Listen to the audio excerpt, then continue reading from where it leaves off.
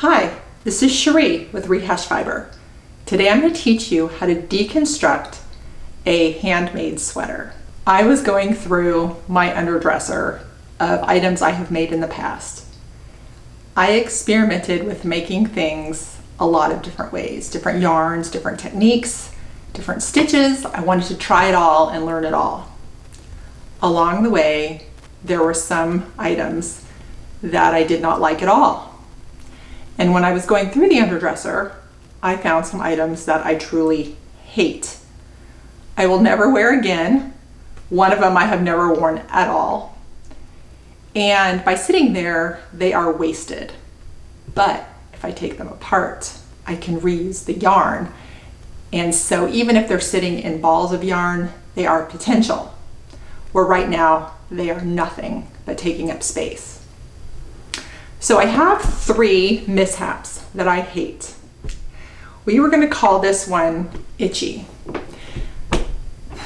Found a beautiful pattern, could not find the right yarn for it. This is before the internet. I replaced it with a yarn that was really thick, gross, and itchy. It's not that gross, it just doesn't feel good next to the body. And when the whole sweater is on, it is super heavy and just yucky, so I've never worn it. However, it was good yarn. I remember it was expensive. And it feels soft to the touch, but it's not soft on the body at all. All right, this one's going to be a little challenging because it has cuffs and a collar. We will get through it. This one we're going to name Dense. It is made with cotton because it's a short sleeve shirt, but it is so dense it feels like you're wearing a wall, okay? It's also a little bit short. You can see that I am long-waisted and it just is short and yucky. Nice cotton though, that'll be good for reuse. So that's Dense. This one we're gonna call Awful. You see what I was going for here, a cute little high-collared tank top type of thing. For some reason I experimented with a very trendy yarn that was like a tape that was see-through. But it feels like scratchy, hard, I don't know, because it's silver, it feels like scratchy, hard metal, okay? Hated wearing it. I think I wore it once. So having these, I think, well, with the nice yarns, this is a wool blend, this is cotton, I can reuse that. This, I had to think for a while before I take it apart because what can I reuse it for? And then I thought that's where the weaving comes in handy, and you can weave plenty of things that don't touch the body. So I'm thinking a pretty table runner. This mixed with other things could be kind of cool. All right, so we are going to deconstruct, or some people call frogging, take apart the sweater, and I'm going to show you how. There are 3 things that will be very helpful for you to have in deconstructing a sweater. A seam ripper, a very good sharp pointed scissors, and light for the detailed work. This one goes around my neck and I can turn it on, but I also have another lamp that just sits on the table that will shine just on the item because I know finding the seams in these is going to be challenging. It's different from when you get a sweater at a thrift store and you take it apart and it is a manufactured seam that you find at once and rip it and can just take it apart. This is different. I have made these and I have hand stitched them all the way up, so it'll be a little bit more challenging. But anyway, it's still going to be really fun to repurpose yarn that will then have potential. I have the itchy sweater out now, and the first thing we're going to do is you turn it inside out, and we're going to look for the seam and hopefully not get the side, the actual knitting of the sweater. So this might be challenging. All right, we're gonna see what we get here. Oof. And it's not the end of the world if I get the actual knitting because we can just get it back together again with either felting it or tying a knot.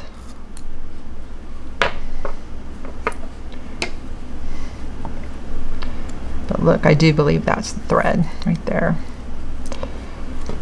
Once we get through where I went back and forth to tie it off, hopefully it will go. Here we go. It's good.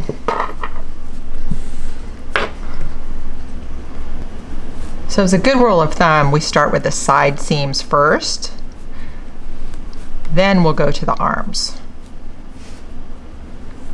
This is coming right along, very, very happy. It's getting fun because it's picking up speed. This front panel's coming apart. But I realized when I get up here, there's a trim that I should have taken off first. We'll get to that, but here we go. You hear Rocky making noise. He's laying on the table, talking to me while I do this. So the collar looks like it was knit here and then flipped over and stitched. So this part's coming out pretty good. I had to stop with the front panel because I ran into this collar. So we're gonna get this undone and off, and then we'll carry on. All right, time to move on to dents and get this one taken apart. It's gonna feel so good because this is so thick, but it's good yarn, so we can use it for something else. Gonna just work right at the seam here. Yeah, you can see it start to come loose. It's coming right along. Yeah, accidentally cut into this over here. Don't worry too much if that happens. Just do the best not to do that, but if it happens, you can either knot it together or you can use the felting needle and felt the ends back together. I will show you that later. Now we have the tank top called Awful, and we're gonna go for this seam. It's coming along real easy. I've got the 3 sweaters mostly in pieces now. This one was not bad. This one, because I believe I did a pickup and then knit for a rolled collar. This has been challenging to get out. I have to do that yet. And same with this one. I've got a collar here that was done, and I've got some picked up and knitted rolled sleeves, so I have to give that some more attention. One more thing I wanted to mention to you that will be handy is if you have something tiny and pointed. So take your smallest knitting needle or anything else, because there's going to be a point when we're going to need to pick. I'm working on Itchy now, and it's rolling along here pretty good. This one, it may be all wool or mostly wool. It had not felted too much at all. The ends get a little bit stuck, as you can see. It is coming along pretty good. If you come across a point where your yarn has gotten cut in the deconstruction process, if your item is wool, you can needle felt the ends together and keep going. That way you avoid a knot and you can have a continuous strand. So I take the yarn and I just wrap it around each other a little bit and then needle felt it. Be careful not to hit your fingers. Turn it over a little bit, work it. Get it from different angles. This just gets all the fibers attaching to each other. Takes a little bit of time, but it's nice to have one strand rather than knots. There you go. It's strong. And now we can carry on unraveling.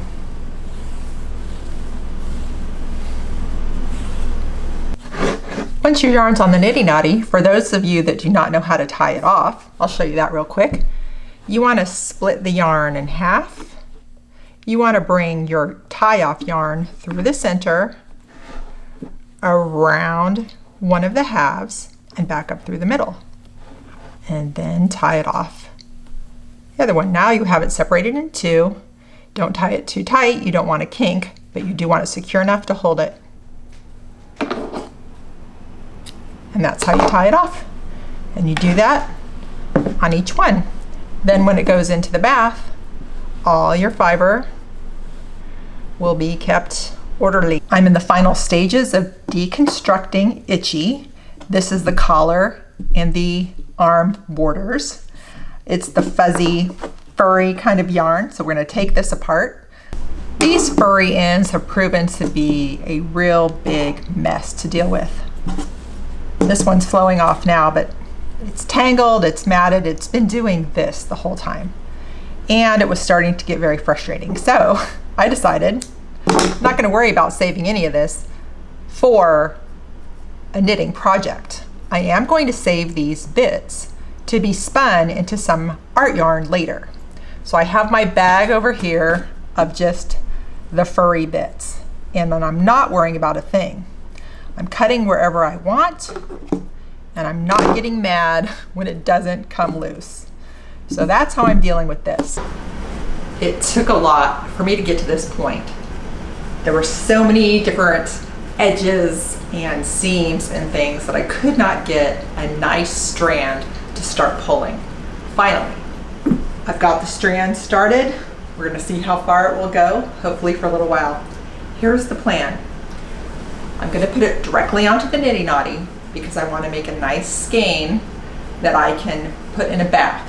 So that's the best thing to do if you wanna get the kinks out, is to soak it in a bath.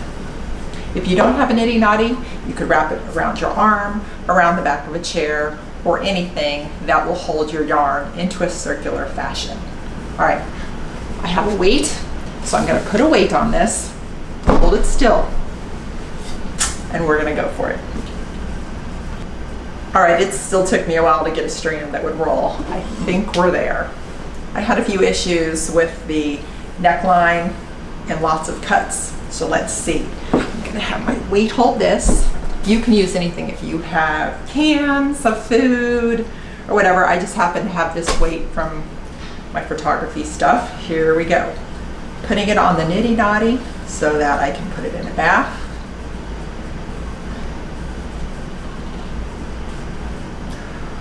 Oh, you're gonna be hung up already. Okay, here we go. Now there's different things you can put it on. If you have a ball winder, you can go directly to that, winding the ball. Or a Swift, you can put it on the Swift. But because I surely want to make a skein and wash it, I want to just put it right on this Niddy Noddy so I can make an easy skein. So I am so glad I'm finally rolling along because it was hard for a while. I've been in the process of deconstructing Dense, the blue sweater, and it's been difficult. Part of it was that when I did the seams, it wasn't clean. So as I'm unraveling this, a lot of times, every time I would come to an edge, it was, I would say, blocked because there was part of a seam in it, some thread in it, and that just took extra patience, extra time, but we got it moving along. So let's see if we can get this one going here and see if it will go for more than a row or two.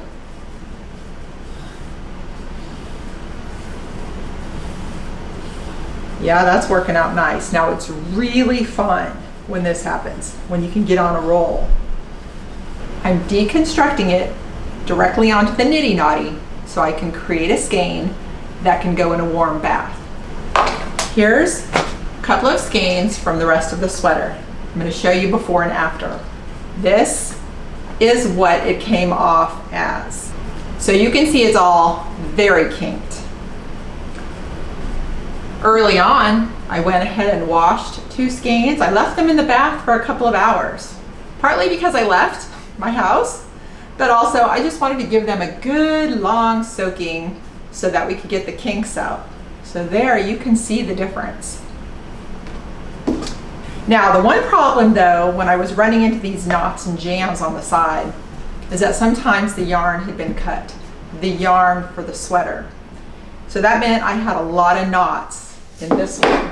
I did a quick fast knot just so I could keep unraveling it. But what I'm gonna have to do later is go through when this is relaxed from the bath, and I'm gonna have to make the magic knot. If I take the time to do that, then when I'm knitting along, those are not seen, and I can just keep on knitting. The sweater I called awful is just, it's very hard to get it apart due to the nature of the yarn. The way the collar is sewn down, it's just really hard to get it apart. So I'm hoping once I get to the body, I can get a rhythm going and get some good strands of yarn. But in the meantime, so it doesn't take all day and all night, I'm gonna have to just cut. And you see I am getting this nice pile of yarn anyway, which can be spun into art yarn. So you're gonna see that just cutting, it's kind of crazy, but it's also a little bit liberating because I need to get it apart. We'll put this yarn to better use. Any usable strand will be reused. This was so hard to get the seams and stuff out that I am just taking this as yarn bits. I'm not even going to worry about a long continuous strand because I had to cut along the sides. And this all will get used. Actually, this is kind of fun. Fun to see how crazy it's going. The deconstruction of the sweaters is done. As you heard me say throughout the video, be patient. Yes, be patient. As you can tell from the different video clips, I deconstructed these over a period of a few days. It does take time. It is worth it. Check this out. Check out all this wonderful, beautiful wool. Was I excited about that before? No, now I am. I was doing a little browsing in some off time and I thought felting this is going to be perfect. I found some free felting patterns. 5 out of the 6 interest me very much. So we've got that. I've already explained what we're going to do with this. So now we have our cotton. I'm going to set it aside. I make those nice little cotton tops, little crocheted things, but I could do one out of that. This, you saw, was a super pain to try to keep a single strand. This was all I got of stranding, and there's still a couple of knotted ties in here. So I said, let's cut it and go to town, and we will spin that in. So it's gonna be good. I am really excited. I'm happy I took the time to do it, and off we go. More yarn for more projects. All right, so those of you interested in this programming, I invite you to join the Rehash Fiber Tribe. You can go to my website and go to Patreon, or you can buy merchandise. All of that really helps. I appreciate it so much. All right, everybody. Happy deconstructing your sweaters, and thanks for watching.